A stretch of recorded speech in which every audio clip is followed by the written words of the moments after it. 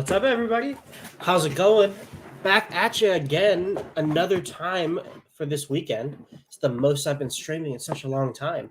It's awesome. Got a real special treat for you guys tonight. I did my famous stream not too long ago. Was it yesterday or the day before? And now I have a really special guest, Dylan from Fiat and Famous, aka Hextony. So it's going to be a good conversation. We're going to talk about Fiat and Famous, maybe some other things that come up. But you guys just sit back and relax and hang out. Real quick, in the chat, Chase Jonathan, Fast Abdul, Francis Powell. Good to see you guys. Stefan R. and Hexlove. Hope you guys are all doing well. And without further ado, we'll bring the man up himself. What's up, Dylan? What's going on, sir? How's your day been? Dude, my day's been pretty good, man. My day's been good. Just got a little bit of work done. I was off of school today for MLK Day, so that's nice. And I'll have right back at it tomorrow. How about yours, man? Been doing pretty good. Did some grocery shopping today. Had a really nice dinner with the family. Had some salmon and some pasta. It was really good. Ooh, that sounds good, man. I got some wings that I made for lunch waiting for me after this. There you go. That sounds really good too. Shoot. But yeah, man. So why don't you tell us just a little bit about yourself, kind of how you got into Hex crypto in general, and then we'll get into some of the Fiat and Famous stuff. Sure. Yeah. So my crypto story has been relatively short compared to a lot of other people. I got into the space around 2017. Like I was watching Bitcoin December of 2017. So I watched the top. I was on some obscure ticker website. Like if you just type in BTC ticker on Google, and I think the actual website name is BTC ticker. And I was watching the inflows of volume, the buy and selling. It really reminds me of like a slot machine, like of all the blinking shit going on. Anyways, so I watched that, the millions of dollars going in and out, and the all-time high, and it was the craziest shit I ever seen. So since that day, I've been hooked on this stuff and paying attention to it, learning about it as much as I can. Yeah, but first thing I was exposed to obviously was Bitcoin, right? Didn't buy it. I bought Ethereum instead. Watched Ethereum top in January. I didn't sell a thing because I didn't know any better. I was like, well, hey, I bought this shit at $500. It went up to $1,400. That's pretty good. why want to go up to $10,000? That's how it works, right? That's how crypto works. It just goes up. Pretty much. And so I held it, didn't sell anything. Wrote it down, capitulated it into Bitcoin at the ass end of 2018, and watched that fall another 50%, that was great, the icing on top. And throughout that time, I was trying to study as much as I can, going onto Reddits, looking on different types of forums, and paying attention to YouTubers that weren't mentally retarded. And I found Richard, right? And so I followed his journey, see what he was doing, because he has a very interesting character dynamic, and he's a little bit, in a weird way, is relatable. Yeah. Over other YouTubers, it's a little interesting. So I followed what he was doing. He's created Hex. Okay. I was a part of the Hex launch day one. I did a little advertising back then for Hex, little known. I don't talk about that much, but I did a little bit of advertising for Hex on YouTube, and some other things. I didn't get any use out of the referral link or anything like that. But hey, I did that. I've been an admin for the RH ecosystem for over probably pushing on to 2 years now, which has been really fun. It's taken my TV time and made it just, educating people on Telegram and having this novella that never ends. It's great. Really, it's really great. Answering the same 5 questions over and over. Yeah. Yes, I do get a lot of that. And then eventually I'm just like, I just like, hey, just go read the chat. Hey, just read the messages. Oh yeah, just ask this guy. Yeah. But no, yeah, I'm doing my best, see what I can do It's to fun. help everybody out. And just relatively speaking, just talking about this stuff in Mhm. general tickles me in some sort of way. So I enjoy it a lot. So, but Yeah, that's my crypto story. So that's awesome, man. I mean, seeing Hex throughout its entire journey up until now is a pretty unique experience. I got in probably closer to the first time we're at 2 to 3 cents, so that was cool to catch that major wave up. But it's definitely it's different. Obviously, going through all those beginning days of that first year and the adoption Amplify, I'm sure was a really unique time to be yeah, into Hex, and it was. just where the community was then versus where it is now, right now. Yeah, one of the first questions I asked when I joined the actual Hex.com Telegram was about the recycling FUD. Mm, That was one of the first questions I ever asked in the yeah. chats. And it's not surprising because at the time there was shitloads of FUD. I mean, Mhm. nothing like what you guys have ever seen like that's happening now. It's Yeah. actually a very there's a lot of shit you had to deal with back then, and Oh, I bet. a lot of shit people were slinging. Yeah. And it was kind of like a blind faith at the time, to be honest with Mhm. you. Because everybody all across crypto, broadly speaking, painted this, Richard as a scammer, and it Mhm. was, blind faith, right? Yeah.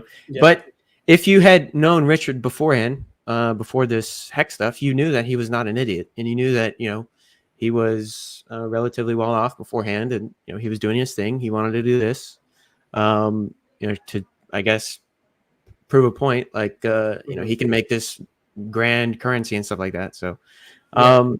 but it's been a very interesting ride throughout the time frame of these past 3 years, I guess. Yeah. I remember I went back and watched like some of his old live streams. Like he's like in a dark room with like the camera like right up to his face and just Yeah, he's staring at sitting in the his white comments. couch, right? Yeah, yeah. Yeah. And it's just, but it's just like 6 hours of like just straight like good information, like solid Yeah. crypto information that like at the time I'm sure would have been like a breath of fresh air, especially in like the bear market. And I think he was doing a lot of his original long streams. No, yeah. I mean, look, you guys go watch his old streams. You'll understand, why Yeah. people amassed around this guy. He's Mhm. not an idiot. He's very smart, very intellectual. That's for Yeah. sure. 100%. Now, do you think there was more FUD back then than now, or do you think it's just we have more people being able to combat the FUD now versus back then? 'Cause that's something I've always wondered. So I think by now Hmm. we have created this kind of um, moat, I guess you could say. I think that's a really good word. A moat Hmm. around the community, and all the defectors or all the bad people are outside of the moat, right? And Hmm. we're on the inside. We got a nice little town going on. We got our little safe haven going on, right? And people just like to lob shit over the wall, Yeah. and it just hits the outside of the wall. And we're pretty well armored against all this shit that they try to throw at our wall. You know what I mean? I think that's a Hmm. good way to look at it. Whereas beforehand, the town was a lot smaller and the moat wasn't as big. And so the little amount of FUD that we did get, I think, mattered a little bit more than it does now, Yeah. if that makes sense. So I think that back in the day, we got maybe more intense FUD, I would imagine. Hmm. It's kind of hard to quantify it. But Yeah. um, nowadays, the FUD it looks totally different. And in some aspects could be a little bit more serious, but I don't think that without the community that we have now, it I don't think it could get. I mean, sure, it could get worse, right? But Hmm. I think we're doing really well with it, generally speaking. To be honest. Yeah, man. I'm definitely with you on that. Um, Now, gone from HexOG Telegram member or Telegram admin, helping all the new people out, and now you're on this new team, kind of adding some extra utility and some extra functionality to Hex with Fiat and Famous. How has that been? Like what? Well, first tell us a little bit about Fiat and Famous, like just the elevator pitch for both, and then we can kind of go into like what made you decide to want to like be on the team for these new add-ons, new products. Sure. Yeah. So Fiat and Famous There are two different types of protocols for the Pulse chain and Richard Heart ecosystem, right? So Fiat is a fork of Aave, which is like a DeFi bank where you'd have your range of different currencies that you can deposit and lend, lend out to others and take out loans, right? Which can do very interesting things. And then Famous is a margin trading DEX. So like it's like a BitMEX but on chain, which is really great for levering up positions and hedging positions and things like this.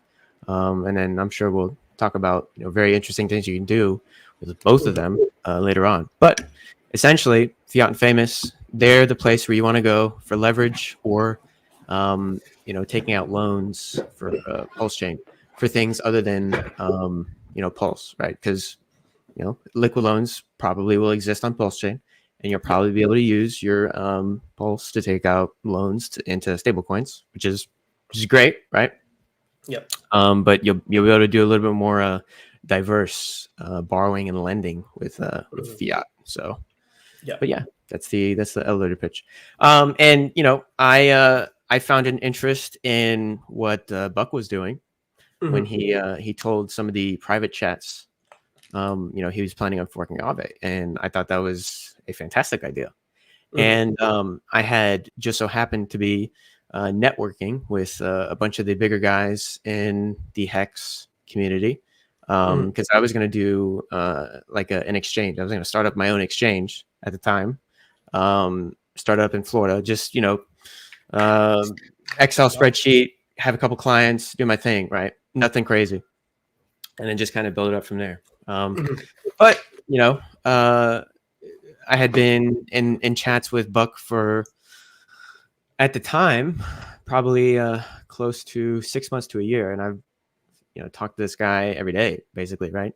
And so when he came up with this great idea, I was like, wow, I want to help out in any way that I can to make sure that this thing works because I see the value in this. So I offered to be the liaison for the Fiat and Famous project. So, and here I am.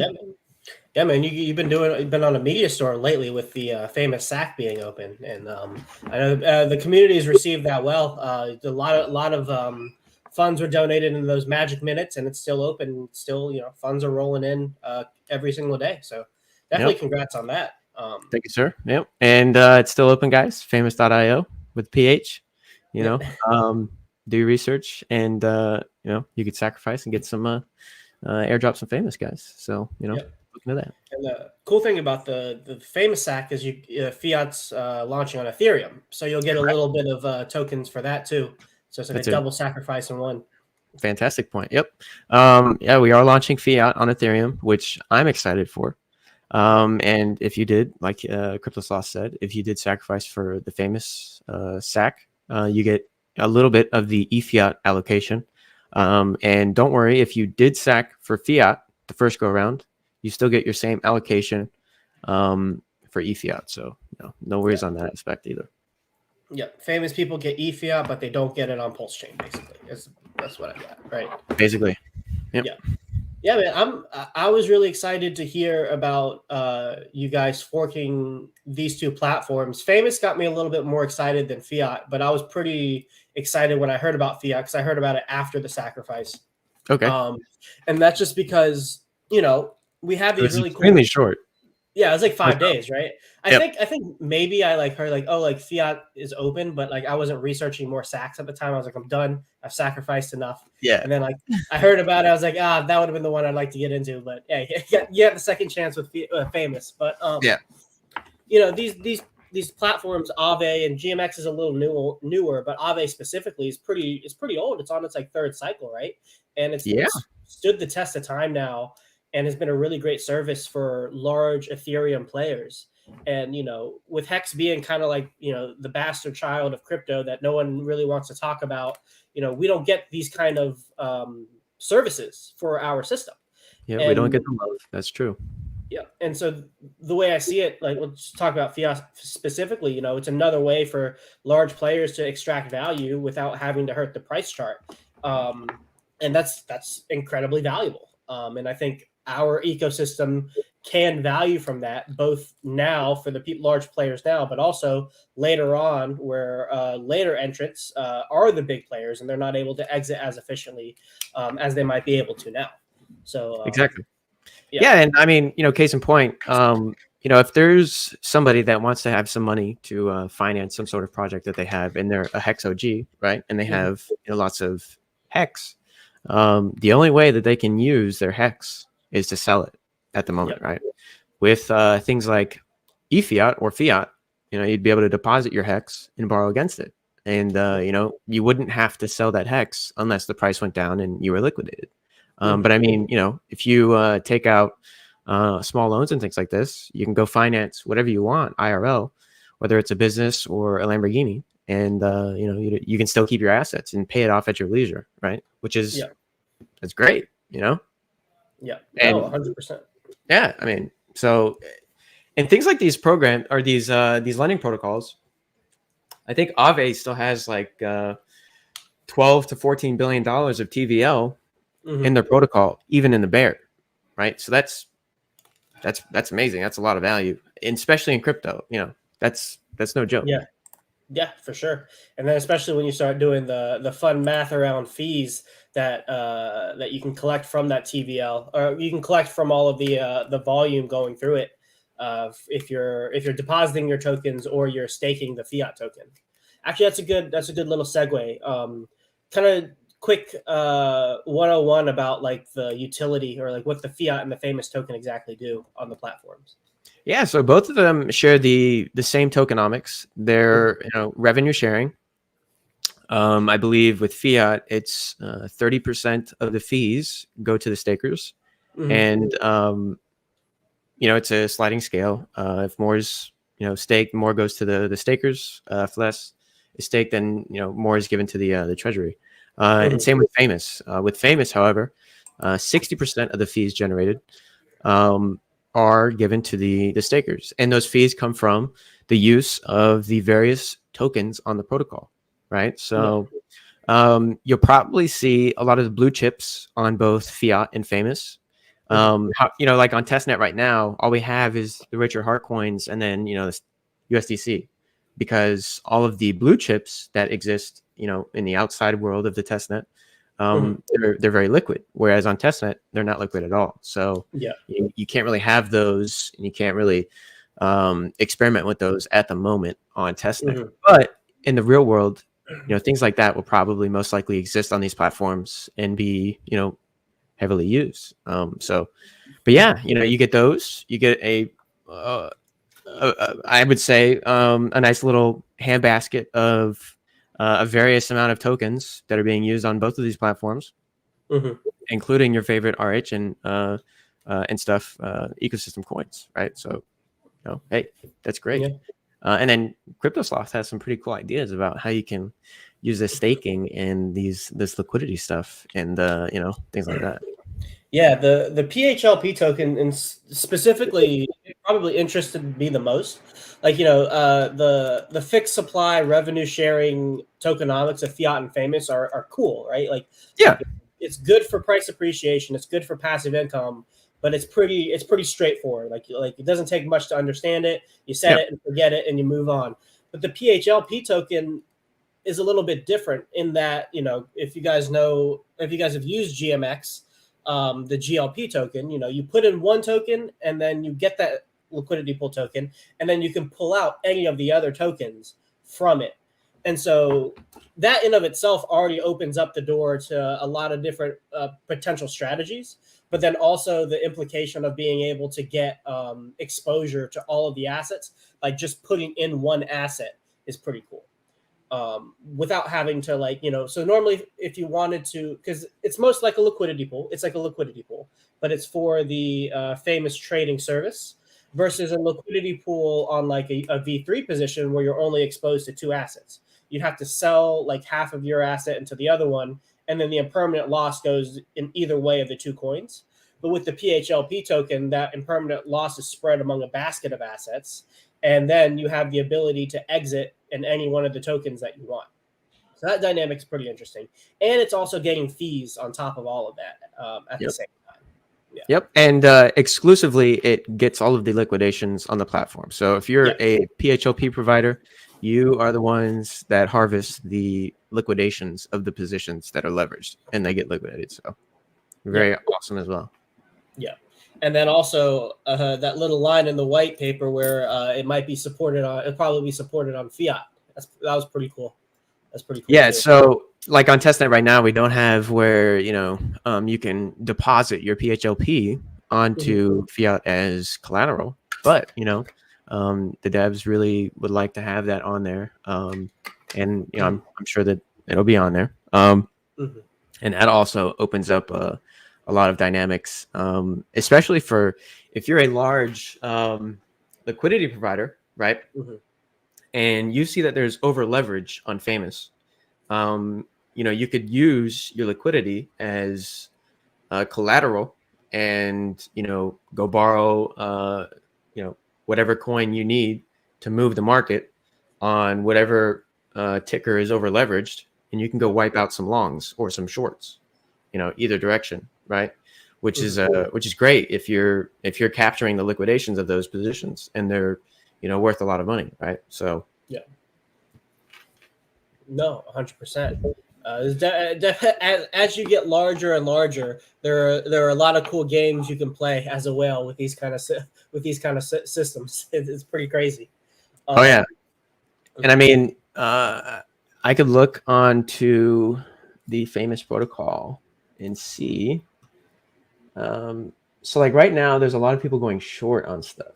So theoretically speaking, I could push some of this stuff up on testnet and go liquidate some shorts. There's $5 million in shorts. I know you're sitting on a big bag of USDC, testnet USDC. You got a lot of power over there. Yeah, that's right. Yeah. What do I have? I haven't even looked since I was on here the other day. I actually took out a loan on okay, yeah, I have an $83 million loan on testnet. So damn, dude. Yeah. Now, let me ask you: are you guys planning to keep like the same liquidation structure that Aave has? Do you know? So that's a great question. The devs have been working quite a bit on the liquidation stuff on their end. So anybody can be a liquidator, okay, but the devs have done their work to make their bots extremely efficient. So, but anybody can be a liquidator. So in that aspect, yes, it's very similar. Okay, cool. And then also, you guys have the same kind of there's a APY associated with your loan, but there are no payments. You just pay off the extra interest whenever you want it to. Yeah, so it slowly accrues over time. Yeah. It just slowly builds up, and then obviously, if more people start to loan on that pool, then the APY climbs up on the specific graph that we have for that particular token, right? So yeah. But yeah, it could get very expensive very quickly. Like for instance, on the version 2 of the fiat dashboard for PulseX, I have a $5.7 million loan because I'm providing liquidity on Famous, and my APY that I'm paying is 143% at the moment. So it's relatively expensive. Yeah. Yeah. So yeah, a lot of this shit can get really expensive really quick if a lot of the funds are being used and stuff. Yeah. Now, I know you guys spoke that you have some limited admin keys to pull some levers to make sure that for the health of the system.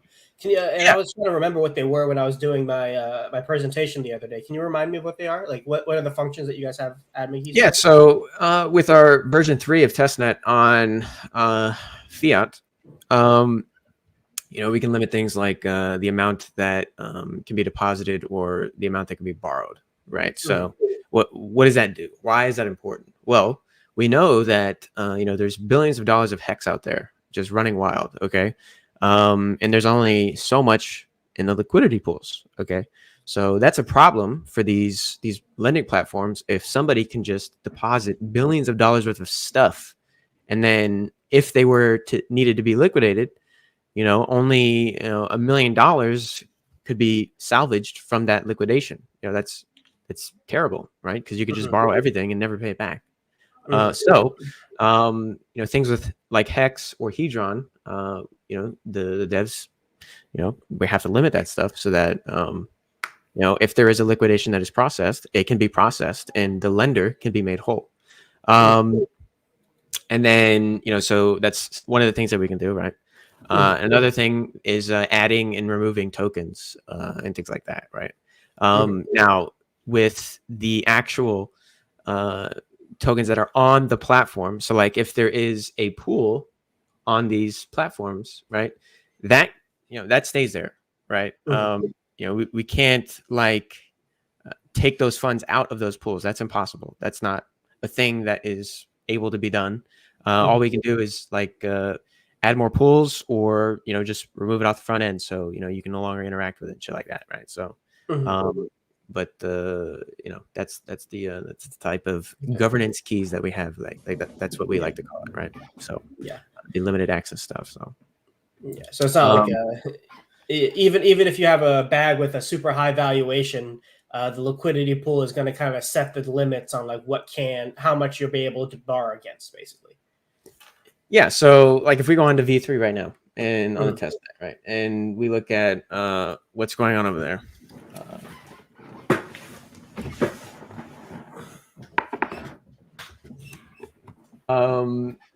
It'll show you. Okay, so for something like fiat, oh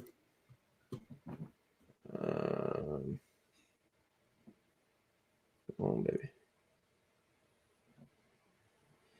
All right, so for risk, this is I quote, for risk mitigation, we have limited the amount of fiat that may be deposited to 8 million fiat, and allow a maximum of 80% of total deposits, or 4.9 million fiat, whichever is lower, to be borrowed in total. We have also limited each individual wallet to a maximum of 800K fiat for deposit and 494K fiat for borrowing, although these limits will be adjusted based on market conditions, right? So gotcha. As the liquidity pools grow on these different assets, and as the markets become a little bit more healthy, you'll be able to have more and more of these assets able to be deposited on these platforms. But like the things like Ethereum or Rat Bitcoin and shit like that, you'll be able to have a lot more liquidity with all of that stuff. So yeah. Now, is it pretty safe to say that since you guys are forking like Aave and GMX, the tokens that are on there have a high probability of being on the fork on your guys' yeah, I'd probably I think that's safe to say, right? There's sufficient liquidity. They're relatively stable, crypto wise, I guess you could say, right? And they're widely accepted in the broader market. So yeah, I mean, maybe you could see a situation where the rates are more competitive, perhaps, and they're more attractive. Maybe something like that would be pretty cool to see. That would be interesting if eFiat, took a little bit of took some volume or TVL from Aave just by having competitive rates. That'd be cool, right? I think that'd be an awesome feature. And it gives Hex ecosystem a little bit of attention too. There you go. Yeah, I think that's a great feature. Who knows what'll happen, but yeah, that's a great feature. So, yeah, man. So, what are you most excited about, man? Of all this stuff you've been working on? I really like Famous. When I first saw it, I was extremely impressed, right? And it was really exciting for me and Un, the other Zoomer doing the marketing with me. We were playing on Famous for the first time, and I gave him like $5 million on testnet, and we're just being degenerates on Famous, and it's great. Like I can open up a 50x long on Hex and move the price, right? Just playing around, right? And the first thing he did was he went short, and with like 1.1x leverage, and it was like a 400K short or something like that. And I was like, "Oh, you're short." No, So I started buying up X. So I pushed X up to like $2.20, and I liquidated his ass. I thought that was fucking hilarious, right? So, that was, extremely pleasing to do, right? Yeah.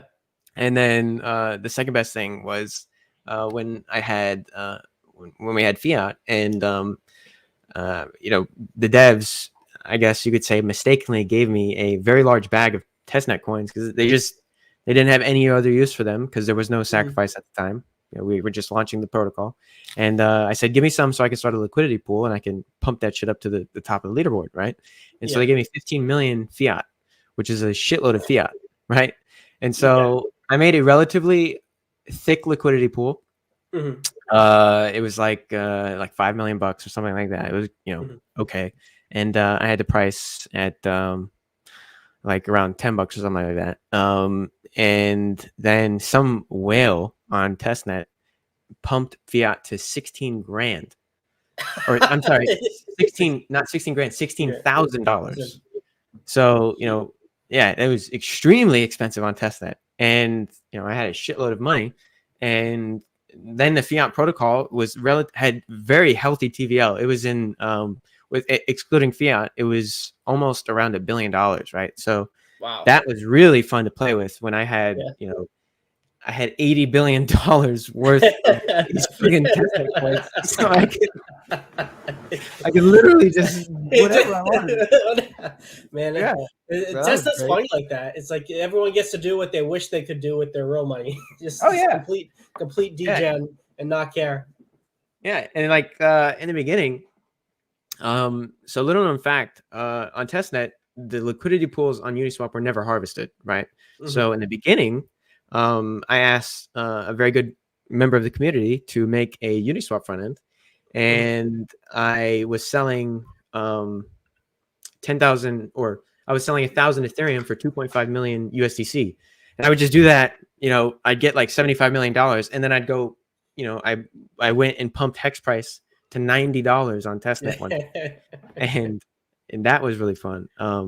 But yeah, that's how I got all the funny money on testnet. But I don't know. Yeah, that was really fun as well. But anyways, I remember at the beginning of testnet, everybody getting excited about like these crazy prices on like hex and everything. That's because we got people like you in the background playing, just inflating everything, inflating all the prices. Yeah. Man, why can't the real world just do that on Ethereum, man? I know, right? Like, it seems so easy. Yeah, it seems so easy. You click the button, then we got $90 hex. Yeah, I mean, hey, it takes like on testnet, it took like and that was when everybody was new testnet and like going on testnet and playing with it.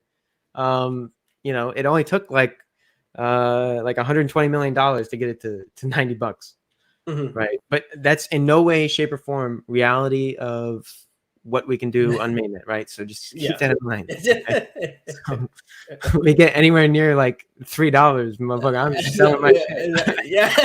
It's like taking heavy profits. So, well, moral of the story, guys, for everyone who's listening, if you need money on testnet, Dylan's the guy to go to. He's got all the money. Shoot me a DM, I'll give you some money. Don't worry. Yeah. We got some questions. First one, Freedom for All has been asking this. Asking about Buck KYCing, why he hasn't, as a founder, why he hasn't revealed his face. Do you have any information on that? Yeah. So, Buck is in the financial industry. Okay. He is a professional. He has a job still. He works at a hedge fund. And it is, he is not supposed to be, doing that stuff. And if, his job could be in jeopardy if he did come out, right?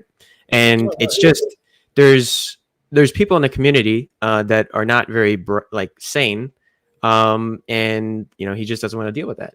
He has family. The devs have children, and that's not something that they want to play with. So they'd rather stay, pseudo anonymous, and this is why I'm here. Hello.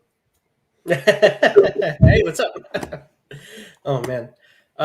Here's somebody wants to know, Francis, if you'll be supporting Texan token. Oh, I think you're muted. Can you hear me? There you go. Yep, there you are. Sorry, my mic cut out for a second. Yeah, so we sent that to the devs, and they should have it added anytime soon. So, but yeah, Awesome. we sent the text into the devs and the communist token. So yeah, those things should be added. But I think right now they're working on ICOSA staking, so we're trying to get that squared away and things like that. So Yeah. but I'm actually, even though Fatty doesn't have like tokens or anything, I'm pretty excited for it. Like just to have, just to upgrade from Zerion to all of it, from Zerion to something that supports all the stuff that we have. yeah, yeah, because like I don't think Zerion doesn't support ICOSA, does it at the moment? Yeah, it does. You can see your ICOSA stakes, and the rewards a little bit, but it's kind of touch and go. Like Oh, okay. sometimes for some wallets it shows, some wallets it doesn't. It takes some time. It's not super seamless quite yet. I see. I got you. Yeah. Yeah. Yeah. I mean, having something that's tailor made to the community is Yeah. probably really, is gonna be really nice. So, Yeah. and then you can fire it up on the desktop, right? Yeah. And not only be on your mobile device. So I think that's also exciting as well, because I do miss having the Staker app, on desktop, before it migrated to only mobile. But that was that was a really long time ago. So, anyways, What was I gonna say? It doesn't support hex stakes though. I don't see any of my hex stakes on Zerion at all. okay, yeah. I'm sure you guys will have hex stake support, right? Oh yeah, 100%. Oh yeah, yeah. And I don't think I have no idea the entire feature set of Zerion, but like on Fatty, there will be a refined version of bundles where you can strap together a bunch of addresses, right? And see what all of your shit is doing, right? So you can add like 100 addresses if you really wanted to, and track all of your stuff from everywhere and what it's doing. So I think that's great too, and it shows you everything, right? So like we're tracking a public link that you can go on and look at. If you go to the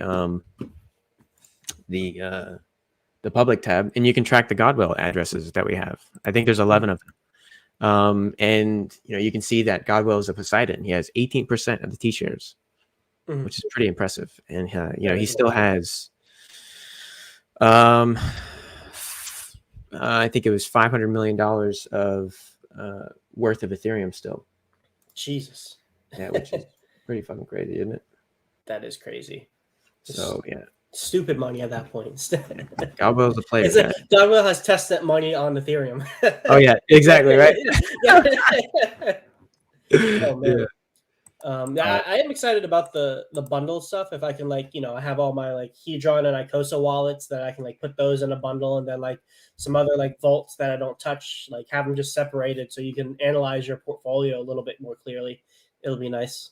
Yeah, that's great.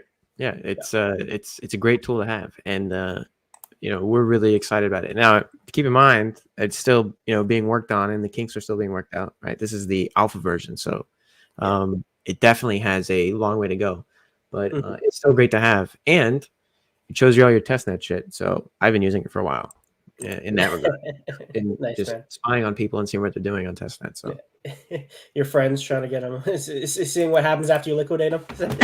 Yeah, right? Laughing at their wallet being empty. Yeah, man. But yeah. So what do you think about the game theory that you can use between whether it's just Famous alone or with Famous and Fiat? Have you taken any thought other than the liquidity stuff that you I mean, we could go over it again, but I'm genuinely excited about the different things that you can do with this stuff. Yeah. So first, Alan, we did talk about the PHLP token. If there's any specific questions you have about it, drop them in, and we'll happy to revisit it. But so the main stuff I've been thinking about is the liquidity pool stuff. But there are some other cool things you can do. I think one of them you talked about already on the with how you liquidated your friend, right? Like he took all your money, you took a loan out on Fiat, and then you can go mess with the chart after that. For me, So the fact that you could take loans out, not just in stable coins, but like you can put your hex in and say take a loan out in, I don't know, Hedron or like Texan token or like ETH or something like that. Like Yeah. loans across different tokens, and then what you can do with that is, I think there's some things to tease apart there for sure. I haven't teased it apart quite yet, or like what specific scenarios would you would want to do that. But just the idea of being able to take even like my pulse chain and then taking out, well, here's what it is. So you could use it essentially as leverage yield farming, right? So like you take your pulse, and pulse right now doesn't have too many ways to earn passive income on. You can validate, be a validator or run a node, but then you have a risk of losing some of your funds if it's not up. It's like a server job in a way, which is something that doesn't interest me all that much. The delegating is gone now, so you can't even delegate your pulse. Yep. You do have some options with liquid loans, but that's through like, you doing stability pool stuff with USDL. But say you wanted to do like a rolling Hedron stake, like a 30-day Hedron stake. You have a bunch of pulse, but you want to put it productively to get some more ICOSA. If you wanted to be accumulating ICOSA, for instance, you could put the pulse into fiat, take a loan in the Hedron, and then stake the Hedron. And then that way your pulse chain is essentially earning you ICOSA down the line, and you can build a whole staking ladder just from your pulse. So that's one thing that comes to mind. Yeah, and something I've been thinking about, being able to borrow Hedron per se, right? And go and bid on some auctions, right? So like say there's a larger pool or a larger stake that is coming up due. Okay. And you don't have the amount of Hedron that you need. And so you go on eFiat or fiat, you go borrow your Hedron, and then you go win the auction, preferably, right? And then let's say you have 10x multiplier on that stake alone, or on some previous stakes that you already have, right? And then you could just pay off your loan with the existing Hedron that you get on a weekly basis, however long you claim it, right? I think that's a great use of leverage or loans in that case, just off of the cool things you could do, not including arbitraging the yields, right? So let's say you could stake hex for a day or for a week and arbitrage the yield between the platform and hex. Hey, that's entirely possible. That's probably going to be the lower end of these lenders, right? So you're probably going to have somewhere around the hex yield on being a borrower on fiat as you will being a staker, something like that. So you could probably expect that to be that expensive, I would imagine. And then I don't know what the APY rate of Hedron is, but you'll probably find that it's around that amount, right? So Hedron will probably be that expensive. And then, same with ICOSA, just because if not, you can just arb the yields by being a staker, So, hey, I think shit like that will automatically have a kind of little engine, I guess you could say, running on these protocols as they just sit there dormantly. So you're saying the interest rate when you take a loan out in that token should be about what the yield is, the native yield of that token is? I would imagine, because if not, I will be arbing it myself. Exactly. You will personally make it so that it is. Well, yeah, I mean, because it makes sense. Yeah, there is a profit there, so that is an arbitrage. People will be doing that. That makes sense.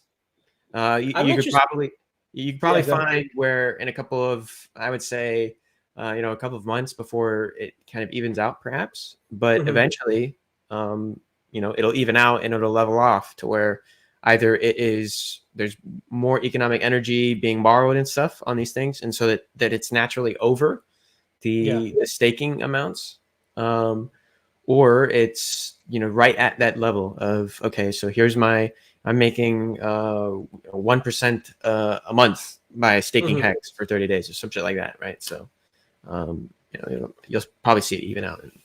That's my hypothesis, right? There's no way for me to confirm that, but just thinking about it a little bit, I could probably come to a conclusion where people are going to be arbitraging these things in that sort of way. So Well, maybe that pokes a hole in my whole thing of trying to use tokens to, because if the interest rate is the same as the rate you're getting via native staking, then there's almost no point in risking your tokens to, I guess, come out net, right? Net even. Because if all of your interest from if they take the example that I was doing, you put your pulse in, you get Hedron and you stake it, and then the interest rate of that Hedron is equivalent to like the interest you're getting in Icosa, then you're just taking all of your Icosa and paying back your loan at the end of it, right? So I it see kind what you of, mean.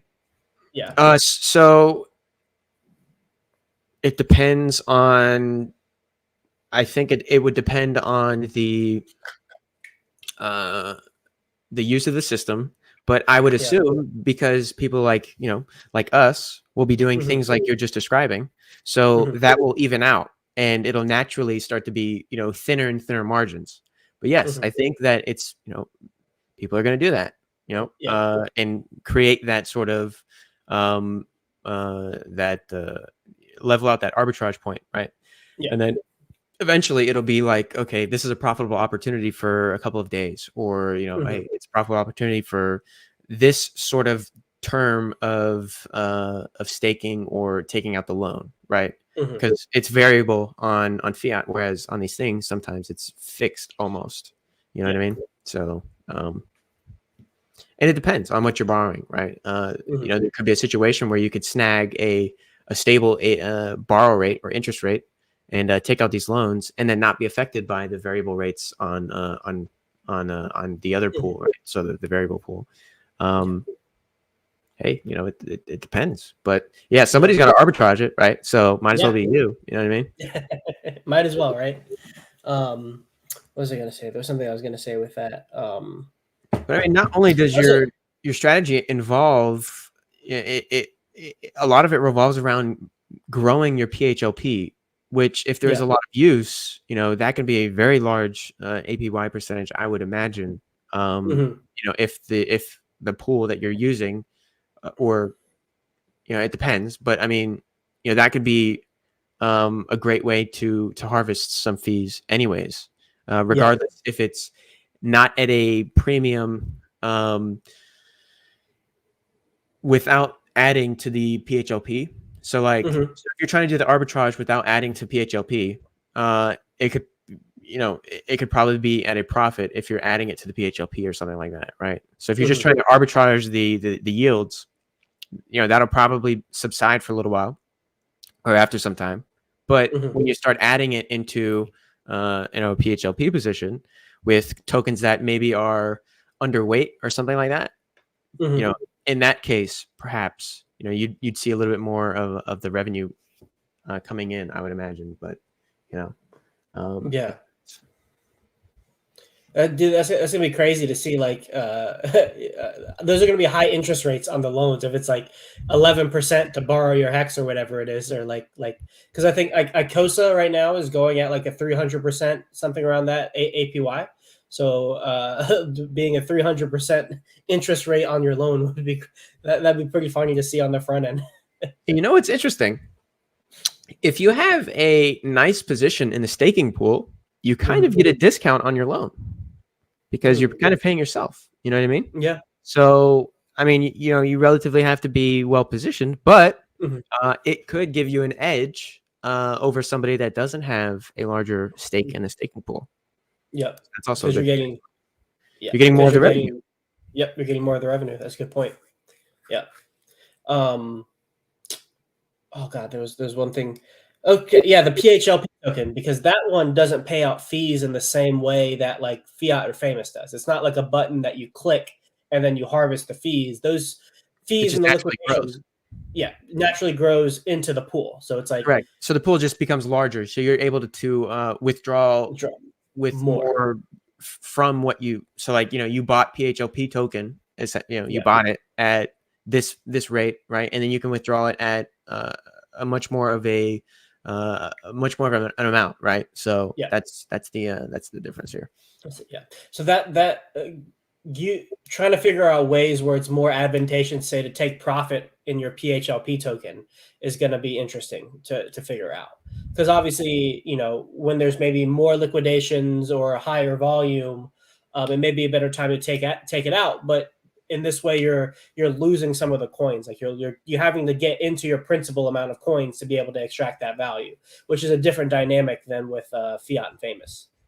Yeah, Fiat and yeah. fame. Yeah, with the revenue sharing, it's a pretty cool dynamic. I'm pretty sure there is a price on the PHLP token when you go and purchase it or when you go and sell it. So as there is more things to be had in the pool, the price of the coin or the price of the PHLP token naturally climbs. Or if there's less things that you can withdraw, then it naturally goes down, the price of the PHLP. So I think when I inserted into the PHLP pools with everything, it was like 93 cents, and I think right now it's at 87 cents or something like that, right? Just because there was too much leverage on, or there was too many coins on USDC and Pulse, and what me and Un were doing. We were taking out longs and mooning testnet, and then with taking the profit, right? Because essentially the PHLP was losing in that situation, right? Because we were manipulating the market and winning, so the price was naturally declining. I just decided, you know what, I'm just going to pull out some of this PHLP, and just so that it opens up the door, because otherwise you can't use the swap function, which is kind of silly. So that's why I was doing that. But let's talk a little bit about, because this is something that I want to learn more about, especially maybe now, but because I'll have this feature when Famous launches. But using leverage to like hedge your bets, sure, as a hedge in your portfolio. Yeah. So let's say you had stakes on Hex, okay, and what's the way that you can kind of de-risk yourself in that term? You can't like fully do it or do it at a great pace when you're 95% staked and it's for years on end, right? Yep. All you can do is sell that 5% of your Hex bag. That's it. That's all. That's the only amount of risk management that you can do. Okay.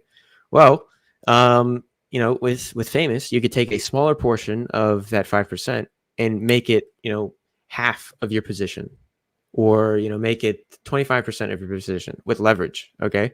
And you're taking a fraction of your total position, but you're opening up like an insurance policy for the market to move against you, right? So let's say you have a bunch of stakes and you're staked out relatively long, so you cannot end them in a sufficient way. This is a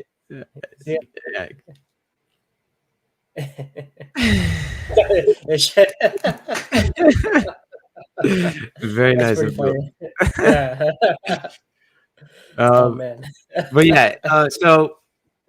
if you had a bunch of stakes, okay, and you needed to hedge your position because you saw people were dancing on coffins, right? There's no way for you to really do that besides just selling your 5%. Whereas you take out 1% amount of your total position, and then you do it a 10x short, right? Now you have a 10x exposure to the market, or you do a 30x short, right? Now you have 30% of your position is now kind of covered from these losses, right? So if the price starts to move down, you have that insurance policy available to where, okay, I'm protecting from the downside. It's not as painful as it would have been if I couldn't have done anything with my stakes, or to protect against the downside, right? And then if the price does go up, a couple of basis points, and then it makes a new all-time high, then at that point, okay, the insurance policy, hey, it's not so bad. I'm still up massively, so I'm glad that I took out the insurance policy just in case the market did move down. You know what I mean? So things like that, really useful and really helpful. And let's say you're sitting on cash, okay, and you think we're near the bottom because we're down 95%, 98%, or 96%, right? Max FUD, Richard's buying Prada and saying the haters' tears is going to roll right off. Okay. And he's twerking on stage in front of a peacock. All right.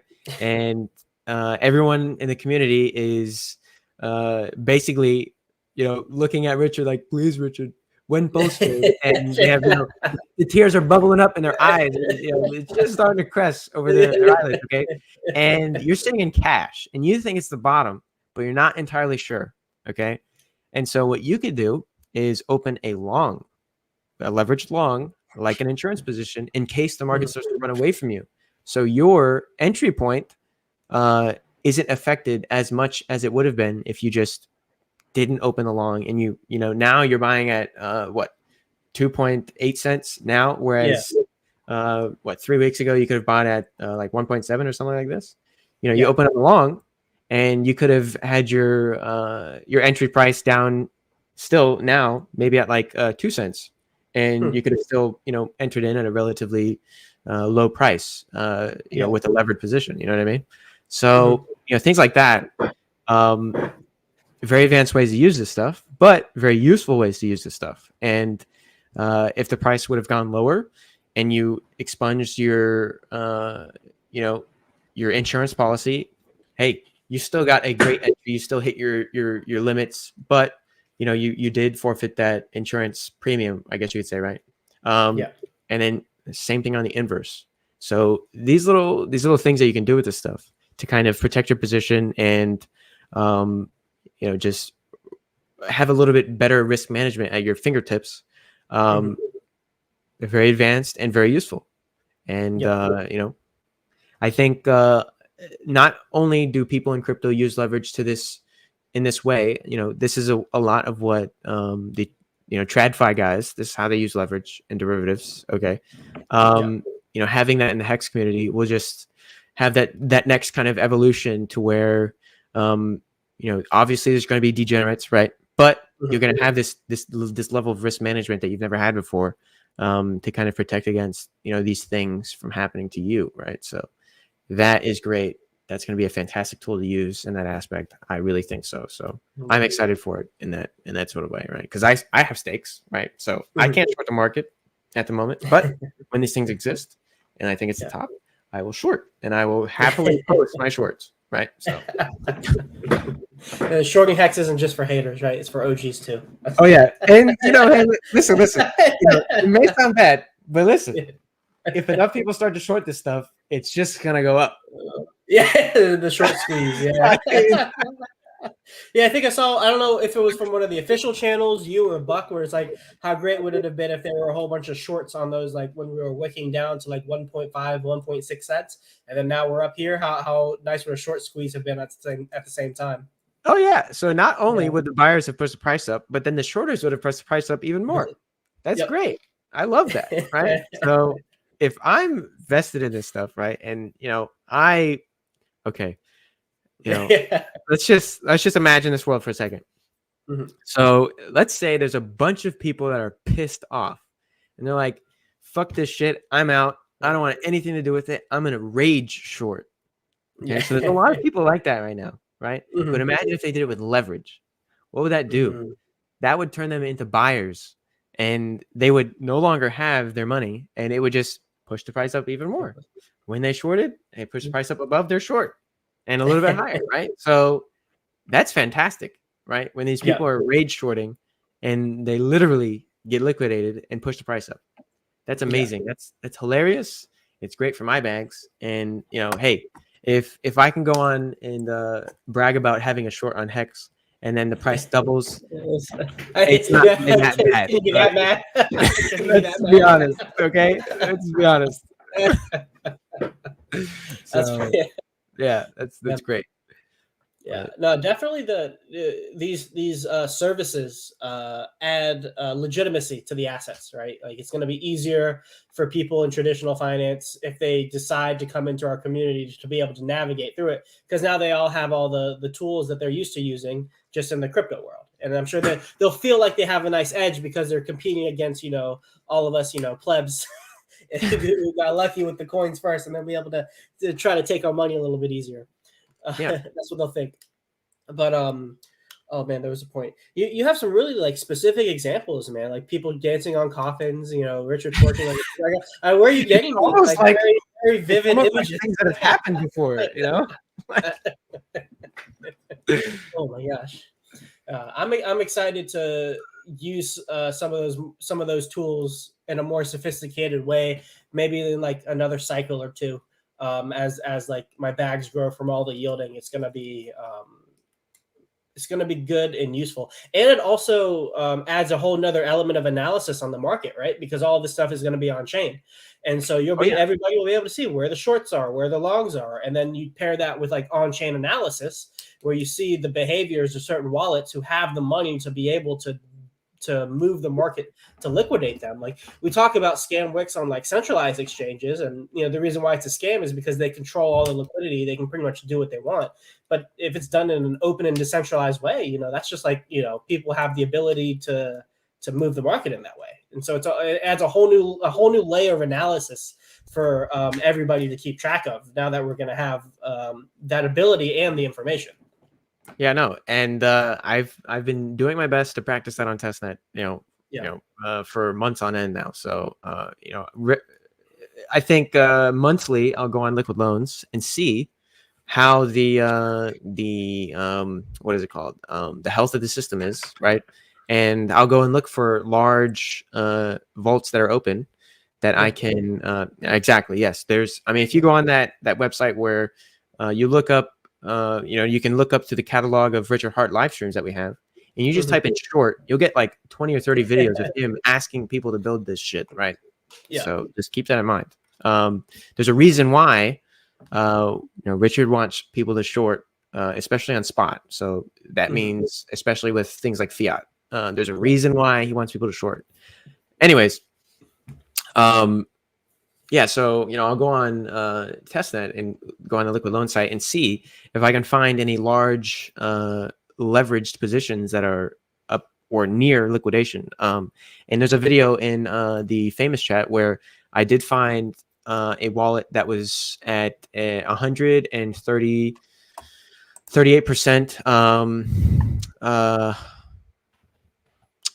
What is it? Their term for 138% leverage.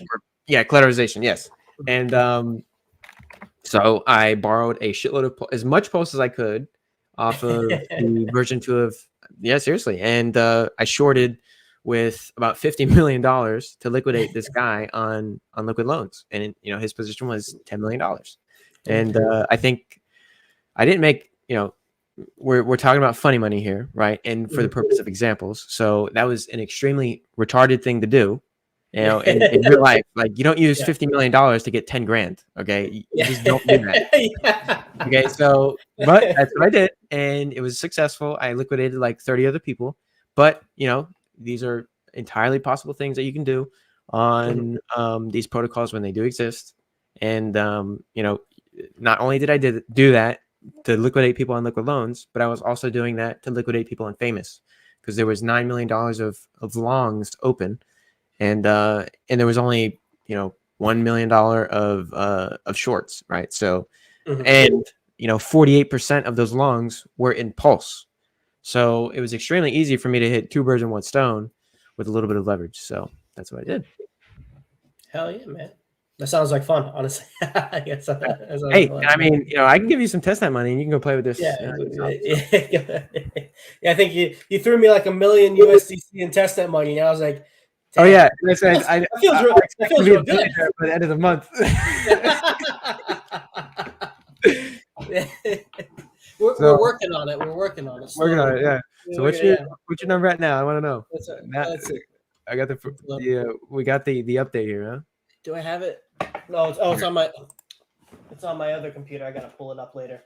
You know what? Don't worry, I'll pull it up for you. How about that? Yeah. I got your address here. I sent you some. Yeah, my address. The fresh address that that he sent me. I think it was naked, so it didn't really have anything in it. And I'm gonna look at it. Let's see how much you got here, buddy. Yeah. So you've made $3,000. Yes. Let's Very pro. go. Dude, that's 3 whole grand closer to the billion, dude. I'm Hey. working my way, dude. Yeah, hey, you get there. Now I don't think you are providing PHLP. You have 10,000. So I think you actually made more than that. You've made about $13,000, which is not bad.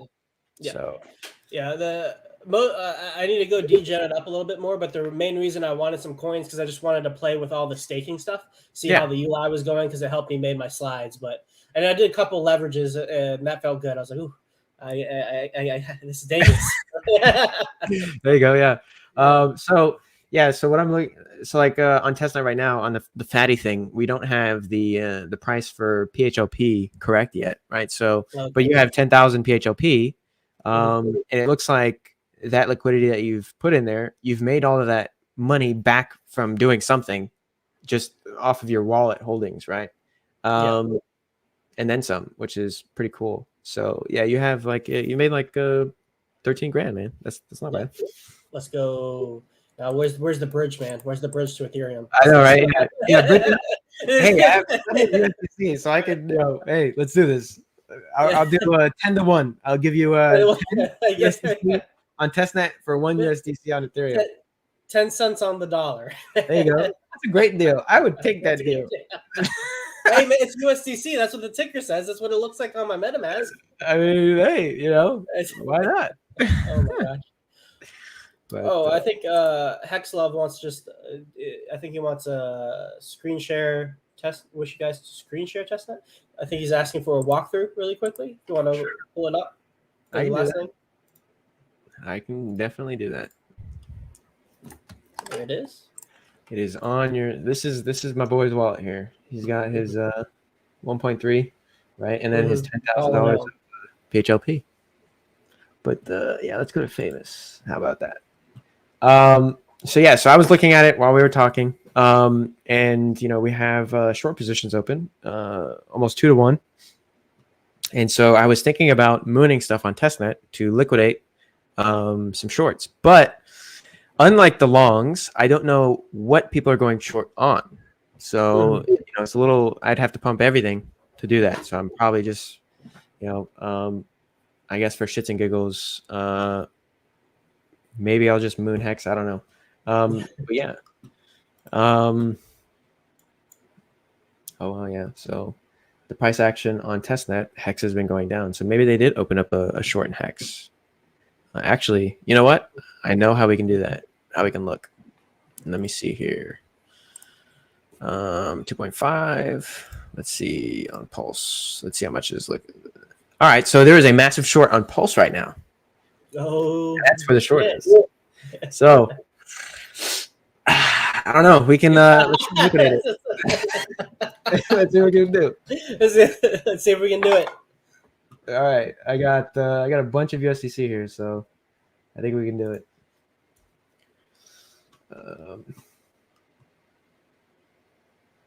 Okay, why is this not showing up? Maybe this is why. There we go.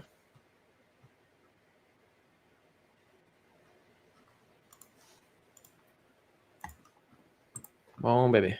All right, there we go. All right, so yeah, I have a shitload of USDC, so we can definitely liquidate these shorters, 100%. So fun fact: when you're doing on PulseX, I don't know if it's going to change on the version 3 of testnet, but as of right now, you kind of have to scale in with size, so you cannot just ape into this stuff because it doesn't aggregate throughout all of the pools. So you have to scale in with size, so it goes between, like, it'll go and hit the USDC Pulse pool a couple of times, and it'll go through PulseX, so it'll go and buy up the USDC PulseX, then into Pulse, or it'll then go from USDC to Hex and then into Pulse, right? So it goes through everything. Whereas if you used an aggregator like on Ethereum, it'll go through all those pools at once at a at a ratio level. So it'll do like 10 grand here, 30 grand there, 60 grand in this pool, 3K in this pool, and it'll give you the best price across all the pools. We're on testnet, we don't have that. So, we got to scale in a little bit on these positions. So I'm going to go 300K per buy, and I'm going to use wrapped pulse. So it's easier for me to scale out because I have a lot less, so I can see my profit margin, right? And it's probably gonna take a little bit because I have no idea how leveraged or not they are, right? But I'm gonna stop at let's say 15% price action. So, and while we're doing this, might as well open up a long, huh? Why not? Might as well, if you know where the price is about to go, right?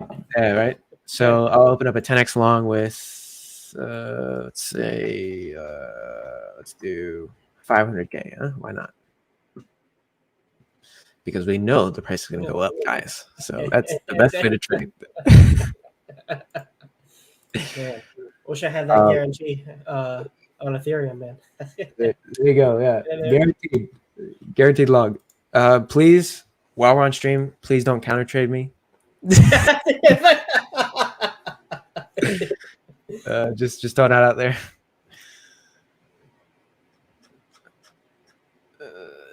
And I have these also on testnet. I have the my slippage relatively high, and that disabled, so I can hop between these pools.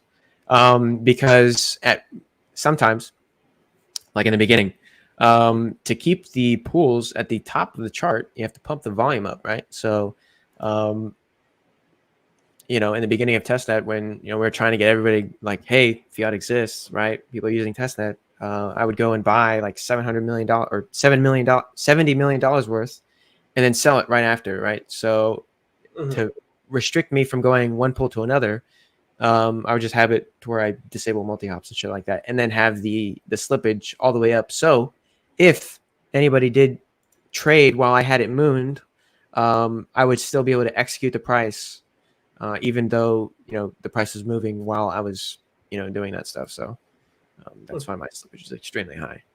Nice. Which is also really stupid to do. Don't do that. Yeah. don't lose money on your trades. When Don't. Yeah, if you have your slippage all the way up, it's very easy to get front ran and get MVV attacked. So don't do that. Yeah. All right, so we are doing this thing. We're pumping this baby, pumping this sucker up. Okay. Let's see here. That's a nice green candle, man. There's a nice little green candle there, huh? Yeah. And yes, we have 5% up on our trade. Let's see what the shorts are. The short has not been liquidated yet. So when the short gets liquidated, that current amount of short will go back to zero, and then we'll be able to max short with $5 million. So we're gonna keep this puppy going. I think we've only moved the price up maybe a basis point or like half a basis point or something. So, yep. Wish this didn't take so long. It'd be nice if there was a slider saying "pump up the price this percent for me." Right. Let me throw in 500K. Let's see. Let's see what that does. Huh? So I'm still getting. I'm not really getting that much slippage. Very interesting. It's relatively speaking. Okay, so another fun thing on testnet, or fun fact, a lot of the pools are not very liquid in terms of USDC.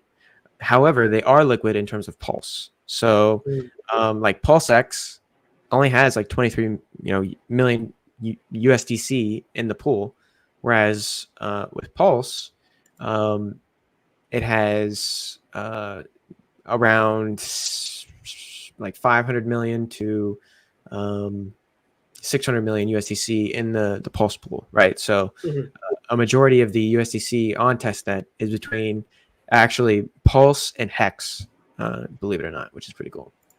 Gotcha. That makes sense. And the devs actually have arbitrage bots running on testnet as we speak. Like if we go to the Pulse chain devs. No. Our No, devs. your devs. Yeah. So if you go to the, let's go to the pools, and we go to, so like, let's go to, I want to go to the pools, but they're not loading. I don't know why. Well, I guess we're not going to look at that. But if you go to the info page of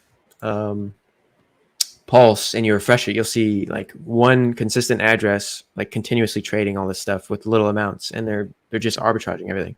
It's really cool. Nice. So you guys will have that ready to go on launch. Well, I guess you have the V3. I have no idea. Yeah, but I know that they are they screw me sometimes on testnet. So, but yeah, they also have liquid loans, or I'm sorry, they also do flash loans and stuff on this stuff. So, which is also pretty cool. Yeah, that's right. That's something we didn't talk about, the ability to do flash loans with fiat, right? Yeah, that's entirely possible. And why would you use a flash loan? You could use a flash loan to arbitrage prices in one transaction, right? So there's tools that you can use without being a developer to code the loans yourselves. Like you could use something called Furu Combo or DeFi Saver, and you can build flash loans. And they're they support Hex on Furu Combo. I know they have Hex liquidity pools, and you're able to take out loans in USDC or ETH on Aave, and then you can go and buy Hex and sell Hex in a different pool or whatever you wanted to do. You could totally do that. But the cool thing about flash loans is you don't need any collateral. You could essentially what you're doing is building a trade, and if the trade is profitable, the trade will execute. But if it is not profitable, the trade will not execute, and the flash loan will just it'll just eat up your gas that you paid to try and execute the actual the transaction. So pretty cool. All right, let's see what we got going on here. Nice. All right, so we've liquidated somebody. So this was only 60 grand. Now it's at 650,000. So we liquidated somebody. But we're gonna keep.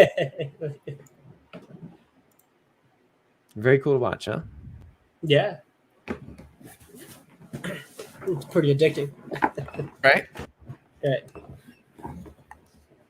Oh, no. Oh, I think your mic cut again. Thank you. This mic I bought, but it's I mean it has better quality than the little Xbox mic that I used to have. It's very finicky, man. Like if I move my desk in any sort of way and I touch that cable right there, it does not like that.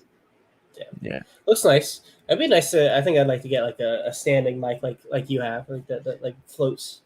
Right now, mine just sits on the desk, but yeah, it just it screws onto my desk. It's got the little clamp on it, right? And I bought it from Best Buy. It was like $400. Nice. So you can get the one where it's just like a stand, like what the Hexologist has, I guess. Yeah. I don't know if he still I don't know if he has this yet or not, but the one he has where he's just holding it or it's on his desk, that's a little bit cheaper. Okay. So we are pumping the price up. I think so we're not in this 0.006 range yet, but we are definitely moving the price. Let's see where we're at here. This is very scary when you are shorting. Just so you know. That's just great. Oh my gosh. So we're gonna keep this puppy going, and I'll stop at when my 10x long is at 100% profit. So that'd be a 10% move, and that should cost me. About. It's actually a lot of money. It'll probably cost me. Yeah, it'll probably be about. I'm pretty sure the liquidity pool is about 600 million, so it should cost me about $60 million to do that. Or that's a 20% move, so it'll cost me $30 million to move the price up that much. Because it's not, it moves as a square. So if I move the price with 30 million, it should price, and it's only 5% of the pool, it should push the price up 10%. If it's 10% of the pool, it should push the price up 20%, etc. So. Yeah. And I'm gonna drop the links to Fiat and Famous in the chat for everybody. If you guys want to play around there on testnet yourself. Famous.io has all of the sacrifice information, right? On their site, I believe. Might cut again. Yeah, so if you go to famous.io, it should tell you everything you need to know. Yeah. Then we had a question earlier, but is there a ETA on eFiat at all? So the target is for Q1 of this year. Q1 of this year. Nice. That's the target. Yes. And the poll, the famous SAC should be closed, just before that eFiat launches. So. Yeah. Let me ask you, what do you think of this recent run, man? Bull trap, or are we starting to recover? So I think so. My financial advisor, okay, this is what I like to call him, Poon, great guy, and he knows his shit. He says to not fade the pump on Boomer Coin. So meaning Bitcoin and Ethereum, don't fade it. Let it ride out. Enjoy the pump for a little bit, for a couple of months, and then fade, right? But there's a lot of there's money coming into the market. I know where it's coming from. I don't know if I can say on stream, but there is money coming on into the market. So that doesn't mean that they're buying Hex, but naturally when the price is rising across the market, and obviously we're getting a wave of good news coming, and just the V3 speculation. So that's also helping Hex price go up. So that's nice, and it's refreshing to have a couple of green days because we haven't had that in a while. So forget what that's like. I know, right? Wait, we can make money? I forgot this. I know. Like, what the fuck? I thought we only went down. So yeah, that's very refreshing. I would say, but it's great. And I like this pump, right? So with this pump, I may if we get to certain levels, I'll probably sacrifice a lot more so I can get into the 6-figure sack range personally. But you guys do what you need to do. I'm going to do what I need to do. Copy me, don't copy me. I don't care. I'm trying to secure myself. So I would very much love the price to keep going up. And the beauty is these coins, they're going to be used as TVL for eFiat, right? So, if we have a bunch of Hex on there, theoretically speaking, a lot of people would be able to take out shorts in Hex. So the more Hex is on there, the more they'll be able to short, et cetera, et cetera. If you don't know why that's a good thing, probably go and research why Richard wants you to be able to short Hex on spot. So, but yeah, the more people that can short this stuff, the better. The better. Yeah. Short squeeze. Oh yeah. We're gonna GameStop Hex. Yeah, something like that would be great, right? Yeah. All right, let's go check. We that looks just stupid, but we that's just beautiful. That's a beauty. Yeah. So let me see how much we pushed the price up. So we pushed the price up 5%. So let's keep going. Yeah, and I've used about $15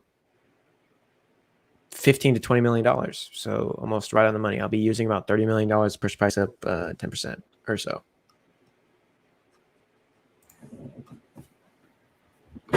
From the bottom, right? So this number here is only measuring from right here, which is totally different than right here.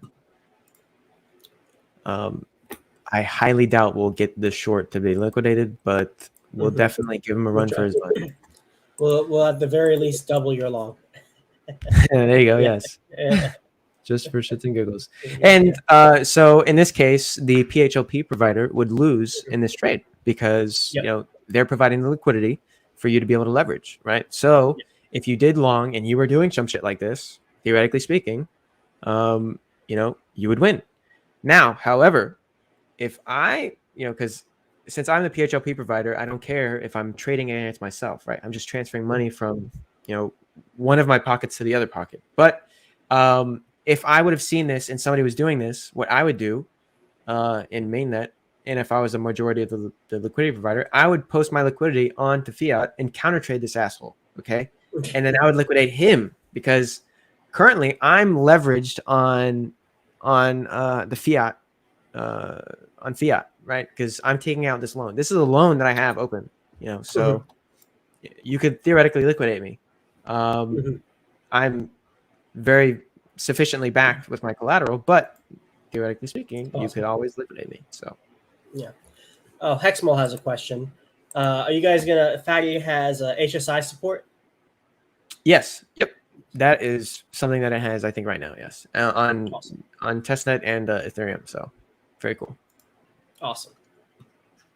Yeah, it was funny to see in the SAC getting a whole bunch of Hedron and Icos, and then Buck was like, "Oh wait, now I gotta go learn about this stuff. I got so much of it. I got so much of it. Oh, shit, I gotta add this. Fuck." Yeah, exactly. I'm happy about that though. Oh yeah, I mean, they were gonna add it eventually, right? But now there is more of a reason to add it faster than previously. So. I mean, we did have Hedron in beforehand, but now the devs have actually been, trying their best to get Icosa on there relatively quickly. So, but that's going through third-party guys, so the Dev 1 and Dev 2 can continue working on Fiat and Famous. So, because it's a little bit more important for them to be focusing on that, and then just outsource the fatty stuff, which is apparently really remedial and extremely it's like it's time intensive, but it's very remedial work. It's like grunt work for devs. So it's not worth the main dev's time, basically. Yeah, exactly. Yeah, hire somebody else, let them do it. So nice. ETA on SAC balances. So just to give you a time frame, when eFiat SAC was over, I think we had SAC balances in like a few weeks. It really didn't take long for the devs, right? So perhaps you could probably see something like that. But for now, you just type in check and Famous, and then you can get the link to the Hex Pulse info or whatever that webpage is, Pulse Hex info or whatnot. And then you can kind of just see a general third party calculate that stuff. However, they were extremely off for the fiat SAC, so do not take what they have as a end all be all, right? So just use that as kind of a rough estimate or rough guide. So just keep that in mind. There you go. What's up, Vets? Good to see you, buddy. All right, so let's see where we are. Let's hope I don't know, man. Yeah. They're well collateralized, it looks like. I think so. I'll keep it going. Let's up this to let's move the price. I'm tired of waiting. Let's move the price. Yeah. Let's move this puppy. That should have been through the USDC pool. Yes, it was. Yes. All right, so we did a $5 million buy just now. All right, it should pop up here. Okay. Let's do another 5 million. Yeah. Fuck it. We'll do one more, then we'll wrap it up. Yeah. I mean, I could get it for. Would there be a second sacrifice? Yeah. Well, this is your 2-for-1, right? So for Fame, you're getting a 2-for-1. You get a little bit more of the allocation for eFiat, right? But as far as fiat goes, it is what it is. That allocation is to that, for on fiat on Pulse Chain, that's the only SAC that happened for that particular coin. So, there is no round 2 for that. It is what it is. All right. Okay. Have that second 5 mil go. It did move the price, so we're gonna do 10 million. 10. So IRL, what it looks like when Godwell trades. Yeah, right. Yeah, this would be beautiful if Godwell was using these platforms and really fucking shit up like this. So yeah, that's a beautiful thing. So when we're doing this, we're moving the price up 4%.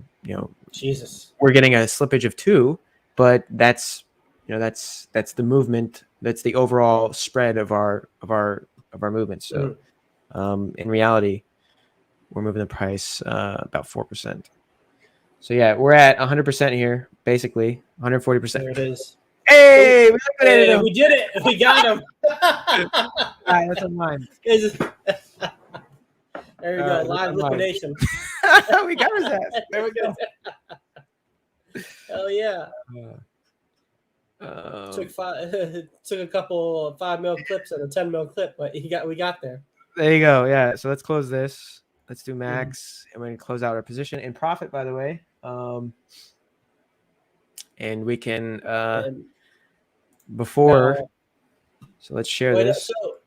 So the PHLP pool just lost on your long, but they won on the short, correct? Because they got the liquidation. No. Correct. Yeah. Correct. Yeah. So I copied that, and I'm going to post that in Famous now. That liquidation. Yeah. Hey.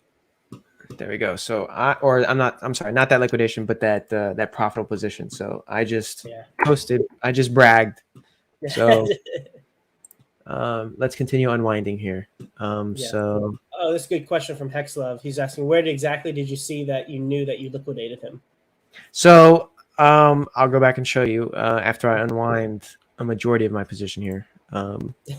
So let's go back to $1 million hits, and let's go back to Famous. So when I was looking on the dashboard, there was $4.9 million of shorts open. Okay. And there was only $2 million of longs. Okay. And so what I did was, when you open these longs, I can kind of see, okay, well, there's 14% of the pool being used for pulse. Okay. Whereas with when you open shorts, it's in stable coins. So, you can only see, all right, well, there was 10% of the USDC coins that were being used for shorts. All right. So what I did was I went to the individual tickers, and I was looking at, okay, the available liquidity that they can use to short, right? So on the Pulse pair, the shorts, so if I'm shorting with Pulse, right, I'm shorting Pulse, the amount of liquidity that was available was only like 60 grand. So that means that on this particular pair, there was somebody that had a relatively large short open. And so I found that out, and I started pumping the price. And that's why the chart looks like this. So, but yeah, that's how I found out. That's what I did, and that's why I am counter trading them. So now we're going to unwind our position. So we just pumped the price, and now we want our stable coins back because we did loan for those. We did take out a loan for that stuff. So, would you technically you'd probably want to short as you're unwinding your position now too, right? Technically, yes, but I'm not gonna do that. Yeah. Yes, theoretically, you could do both ways. Yeah. So you'll probably see people going long or short on Tesla now, right? So that hasn't happened yet, but if a smart person was listening, they could open up a short on Pulse, and they can make out like a bandit for sure. Oh, Fast Abdul, he wrote me one now. Sloth moves like molasses. Friends say he's faster on the passes, but don't be fooled. He's got some sasses. For when it comes to napping, he surpasses. Yeah. ChatGPT, man. Spitting them bars, bro. Yeah. All right, Dylan, man, I had a great time. This was a fun conversation, a solid hour and a half, man. I appreciate you coming on. Hey, I enjoyed it a lot, man. I would look forward to having the stream again with you soon, sir. Yeah, absolutely. Perhaps the next time we talk, Ethiot will be out, and we can maybe trade with some real money. That would be exciting. Huh? Oh, live DGen trading for real. You gonna be doing $500,000 clips again, man? It's just hell no, not. I ain't risking that much. Shit. Yeah. might might trade with like 10, 20 grand or something like that. But Yeah. fuck, Yeah. Well, I like how you say I'm not risking that much like you have it. I'm like, damn. Shit. Right. But yeah, man, dude, I'd love to have you on again. eFiat launch is, I think, a great marker for when we can come back. Talk about what's been going on. Man, this has been a fun time. I enjoyed it. Yeah, very much. Likewise. Hey, while I'm here, I might as well show my stuff. Yes, please. Join the Telegram, t.me/famousx. It's in my name. Follow me on Twitter. Sometimes I post very hilarious things on there. At bb_trippin, like bitches be trippin. So that's my Twitter handle. And if you have any questions, my on Telegram, that's the best way to reach me. t.me/hexastanny. And if you guys want money on testnet, I am more than happy to send you guys some. Depending on how I feel at the moment, maybe I give you 6 figures, maybe I give you 5, maybe I give you 7. Who knows? You guys have to see if you can beat my $3,000 of profit. It's big $13,000. $13,000 profit. Yeah, $13,000 profit. Yeah. But yeah, that's all I got, man. I it. really appreciate the stream. It was really fun for me, and I hope it was for you as well. No, absolutely, man. I enjoyed it, and excited to talk more in the future when we have all this stuff open and a lot of data to analyze and more game theory to unwind. There you go. Likewise, man. So all right. Have a good night, dude. Everybody, like, comment, subscribe if you haven't already. And yeah, go follow Dylan everywhere. I posted his links in the chat, and I will see you all next time.